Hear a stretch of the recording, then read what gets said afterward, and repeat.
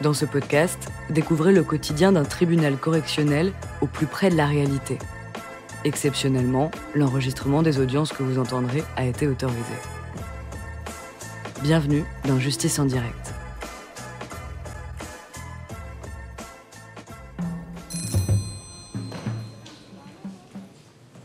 Bien, l'audience est ouverte, vous pouvez vous asseoir.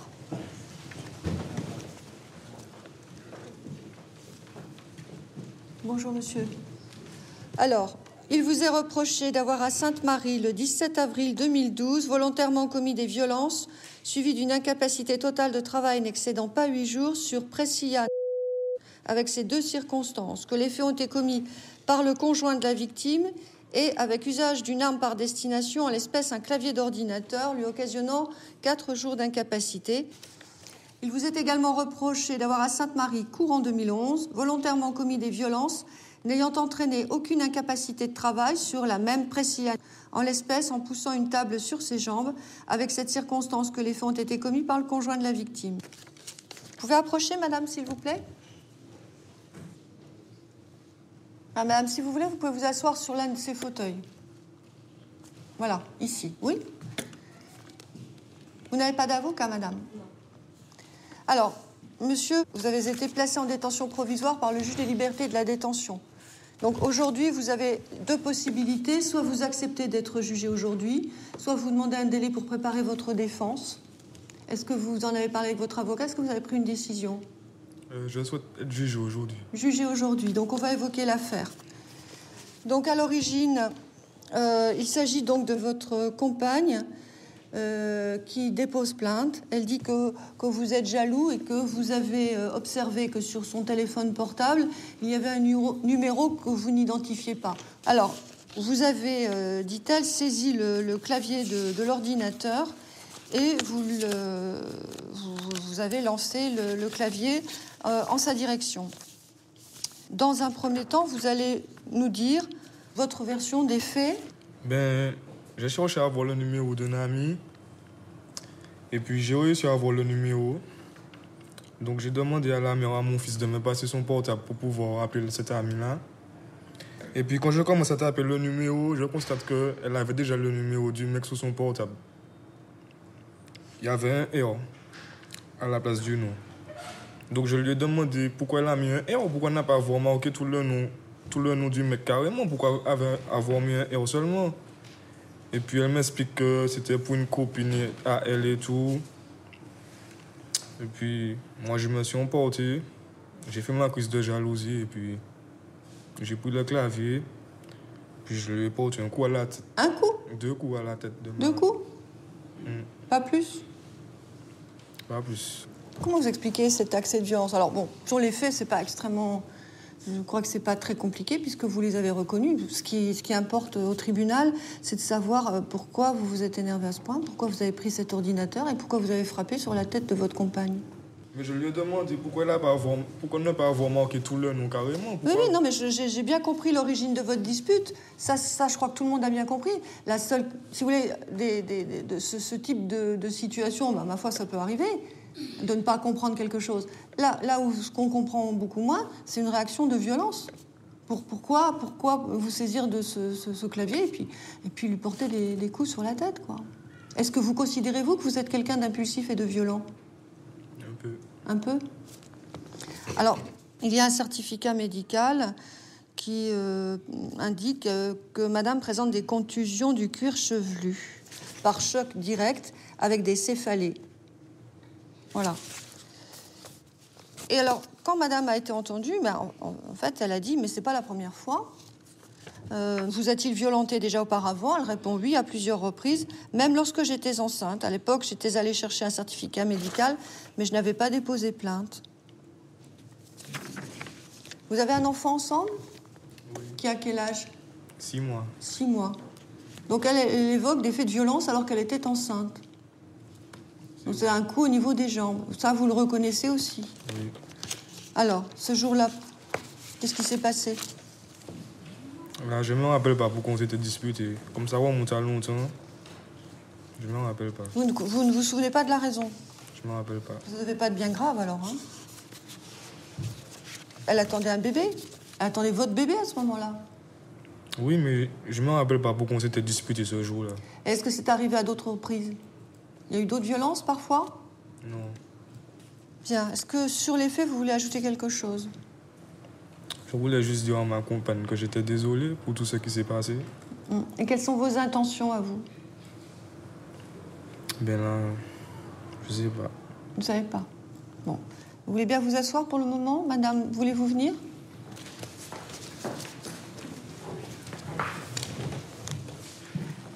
Bonjour madame, donc j'ai fait part de ce que j'avais dans le dossier. Est-ce que vous avez quelque chose à nous dire de plus? Non, pas vraiment. C'est qu'en fait, comme il avait déjà battu une première fois et que par excès de violence, je n'ai pas apprécié le fait qu'il me rebatte encore pour une histoire basique, simple, mais que sans plus. Il vous manifeste fréquemment des crises de jalousie? Non, pas vraiment. Non, là c'était particulier. Oui. D'accord. Donc, il a pris le clavier d'ordinateur et vous a donné plusieurs coups sur la tête avec? Oui. D'accord. Donc, vous aviez évoqué un fait qui s'était produit lorsque vous étiez enceinte. C'était quoi, alors? Qu'est-ce qui s'était passé ce Il jour-là? avait envoyé une table basse dessus. Et là, vous vous souvenez pourquoi? Oui. Parce qu'en fait, il sortait avec une autre fille. Et ce jour-là, il a appelé l'autre fille et l'autre fille n'avait pas répondu. Et c'est vous qui avez été... Oui. Parce qu'il était énervé? Oui, parce que l'autre fille n'avait pas répondu. D'accord. C'est un peu gros, ça, quand même. Lui, il est jaloux, il vous bat, et puis il vous bat aussi parce que lui, il va voir une autre, il n'est pas content. Bon. Alors, vous avez un petit enfant de 6 mois, c'est ça? Oui. Ça se passe comment avec l'enfant? Assez bien, il s'occupe de son fils, il participe à tout. Il n'y a pas de souci à ce Non, il niveau-là? n'y a pas de souci. Quels sont vos projets à vous? Qu'est-ce que vous attendez? Qu'il soit toujours présent pour mon fils, en fait. Je veux qu'il soit toujours présent pour mon fils. D'accord.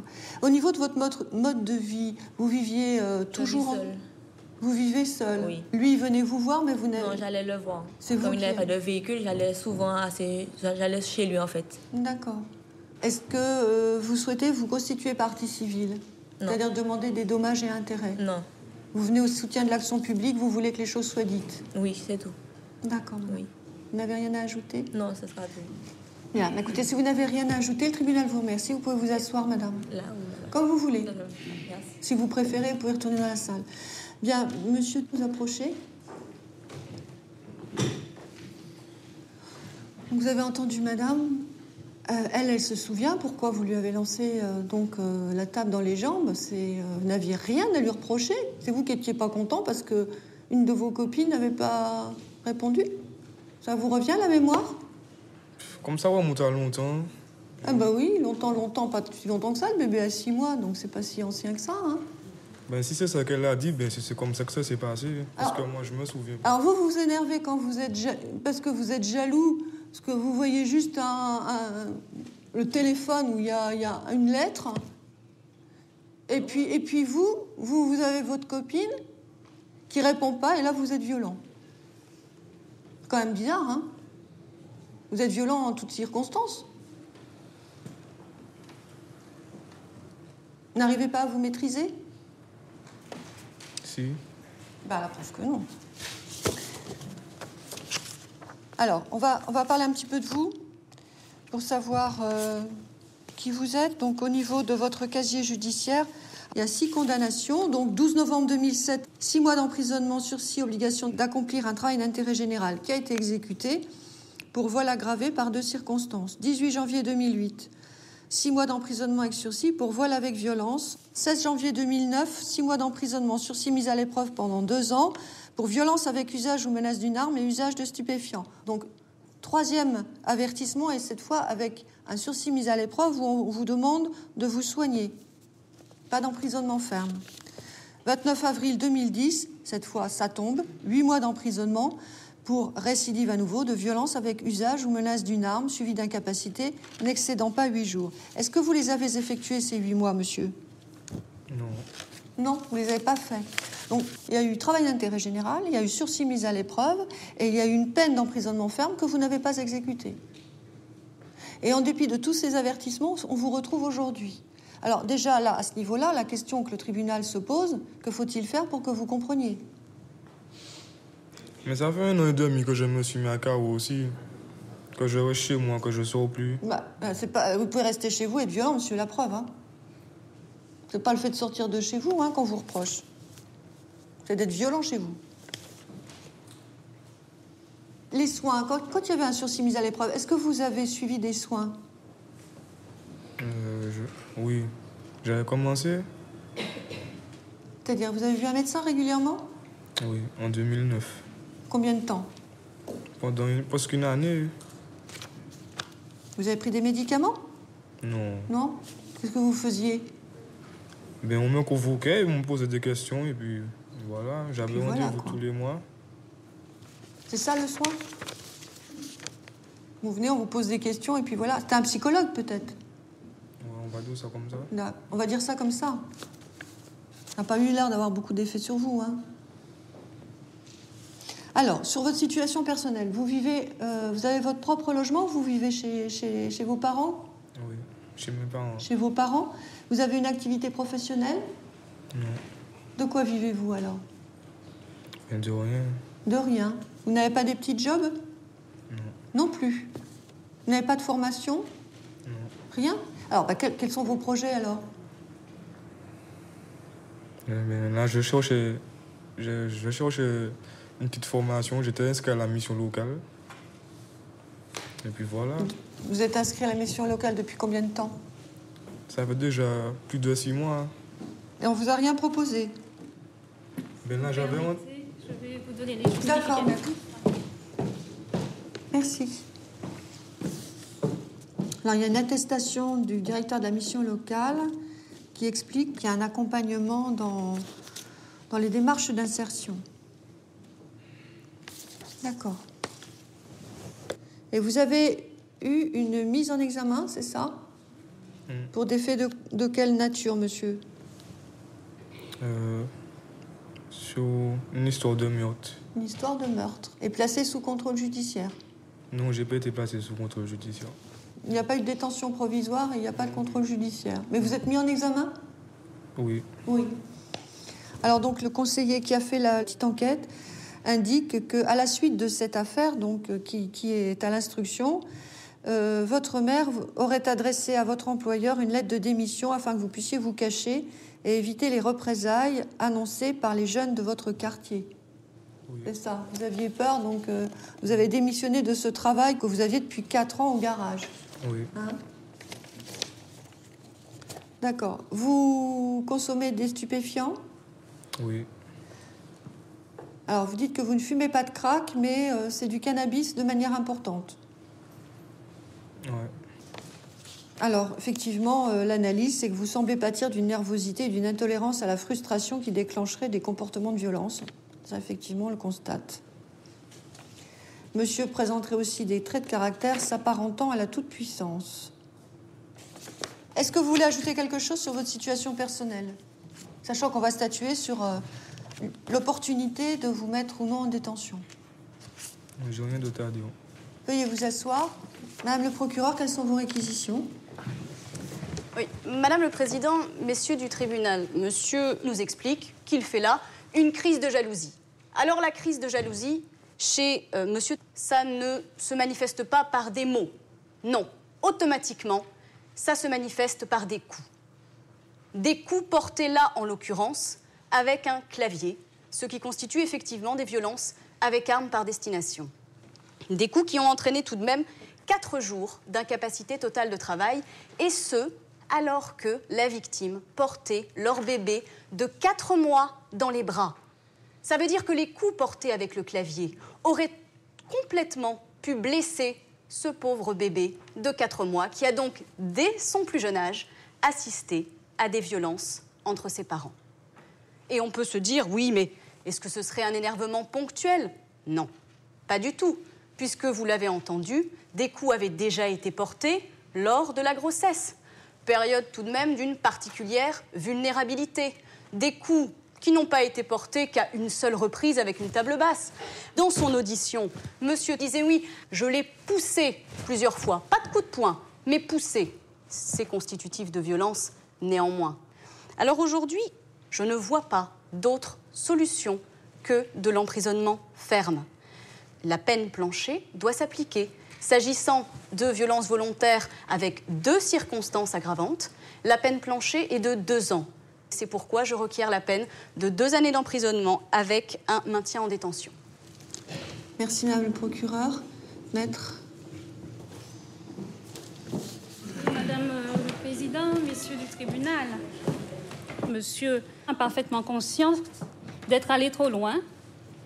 Il a présenté ses excuses à sa compagne. Il regrette profondément.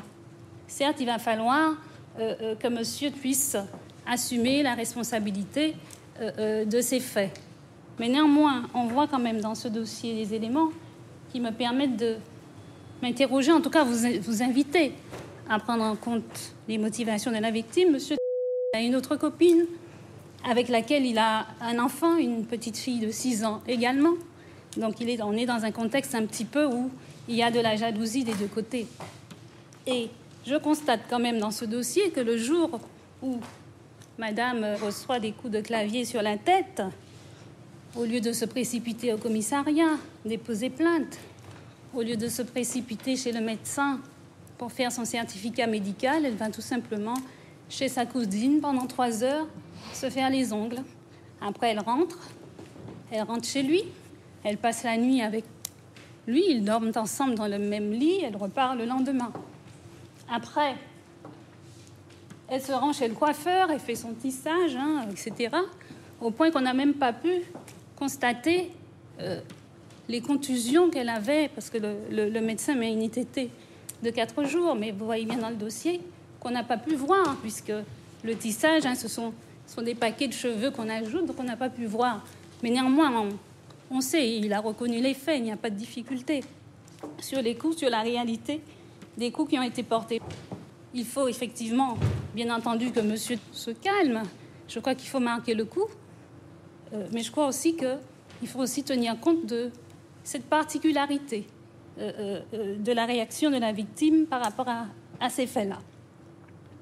Je voudrais aussi que vous puissiez tenir compte de quelques éléments de la personnalité de monsieur. On ne sait pas réellement, pour l'instant, son implication dans cette affaire de mise en examen pour meurtre. Mais en tout cas, il n'a pas été placé sous contrôle judiciaire, il n'a pas été placé en détention provisoire.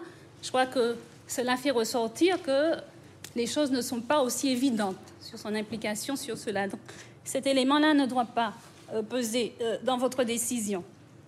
Par ailleurs, madame qui est venue ici, vous avez dit que c'est un homme qui est en général calme.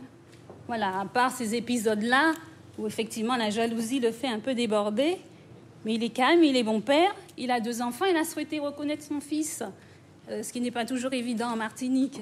C'est elle qui n'a pas souhaité. Bon, bien entendu, on comprend qu'il y a la CAF, etc. Voilà, et puis c'est véritablement quelqu'un qui a envie de se sortir de cette spirale, qui a envie de se reprendre en main, qui a envie de s'insérer et qui souhaite faire face à ses responsabilités aujourd'hui de père de famille. Voilà les observations que j'avais à vous livrer dans ses intérêts. Tribunal vous remercie, maître. Monsieur, levez-vous. Avez-vous quelque chose à ajouter, monsieur? Non. Donc la décision sera rendue après la suspension d'audience. Vous pouvez y aller, vous reviendrez tout à l'heure. L'audience est suspendue.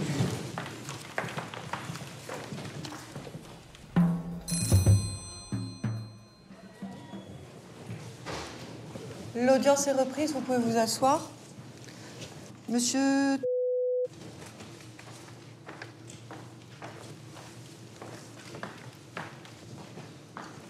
Le tribunal, après en avoir délibéré, vous déclare coupable des faits qui vous sont reprochés.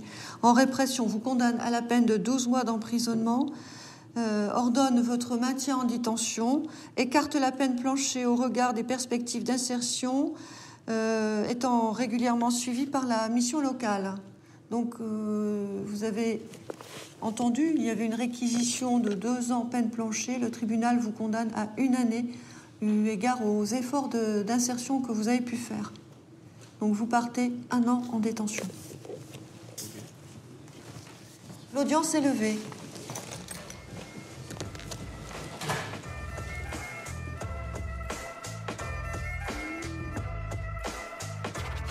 Vous venez d'écouter Justice en direct. Si vous avez aimé ce podcast, vous pouvez vous abonner sur votre plateforme de podcast préférée et suivre Initial Studio sur les réseaux sociaux. Justice en direct est une coproduction Initial Studio et Morgane Productions. Ce podcast est une adaptation de la série documentaire En direct du tribunal, produit par Morgane Productions, écrit par Samuel Luret et réalisé par Nathalie Kawam. Production exécutive de podcast, Initial Studio. Production éditoriale du podcast, Sarah Koskiewicz. Montage, Camille Legras. Musique, La Grande Table. Illustration, Paul Grelet. Avec la voix de Pauline Josse.